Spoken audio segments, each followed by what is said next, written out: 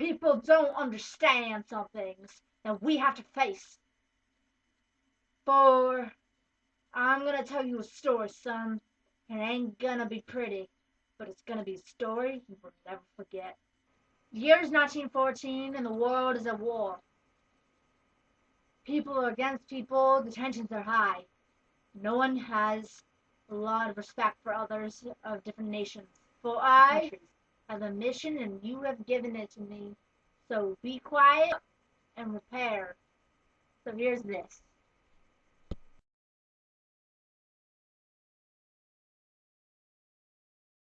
You may be wondering what mustard gas is. Mustard gas is a colorless if pure. The colorless if pure normally ranges between pale yellow to dark brown or yellow brown. It has a slight garlic or horseradish like smell to it. It is very dangerous and toxic. Do not breathe it in. If you do, you have a really high chance of doom. The density in liquid form is 1.2 grams per milliliter. Its melting point is 14.4 degrees Celsius or 287.5 Kelvin. The boiling point is 218 degrees Celsius or 224 degrees Fahrenheit or 491 degrees Kelvin. It begins to decompose into the air at 217 degrees Celsius. It cannot dissolve in water. Solubility is in benzene, fat alcohol, and tetrahydrofuran and ether. Ether is an anesthetic diethyl, mostly referred to as ether. It's a CH3, CH2, 0CH2, CH3. It is a bent looking thing. Like, yeah. Hazards. It is very toxic. Try not to breathe it in. If you do come in contact with different types of things happen to you if in contact with skin or inhaled. When in contact with skin, it causes blisters, itching, making your skin red, and if it becomes infected, it causes pustule blisters. If inhaled, it causes abdominal pain, diarrhea, fever, and vomiting.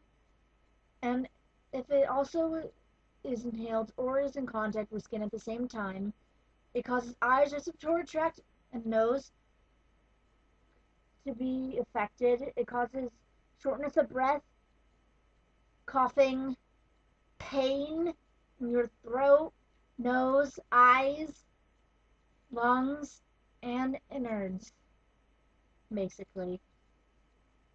So when it was used, they at first didn't have a defense against it. Eventually, over time, the armies learned from the mistake of not having a defense. The defense wasn't very well done, but it was done. And from there, I believe that worked.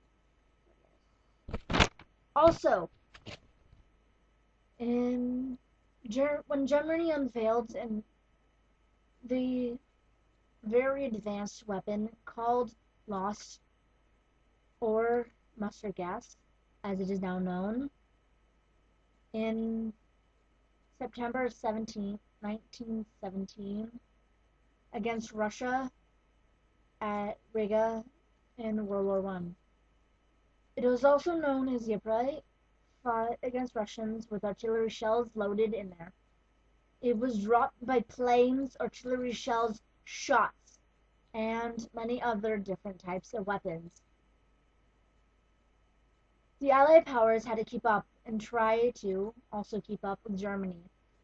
They tried to copy, to the best of their ability, this gas. By 1918, the use of poisonous gases had become widespread, particularly in the Western Front.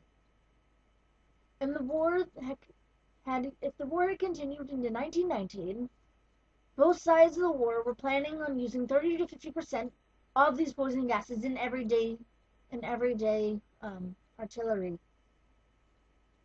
By the end of the war, the this different sides of the war, Axis powers and Allied, had stockpiled some of these poisonous gases. Germany had 68,000 tons of mustard gas and other poisonous gases. French had 36,000 tons, and the British had 25,000 tons of poisonous gases. That is a lot, right? Yeah, it is. When they were warned in 1915 of imminent use of poisonous gases that were worse than tear gas, they scoffed and laughed at it. They didn't warn they didn't warn the superiors of it, they just let it go. That caused almost 1,000,000 deaths, but it is not the sum total of everything altogether. World War One had at least 5,000 5,000,000 deaths in total, give or take some, because not all could be counted.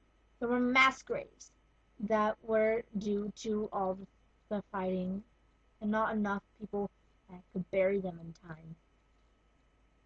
So there's that. And throughout the war, people used different types of gases to kill off others.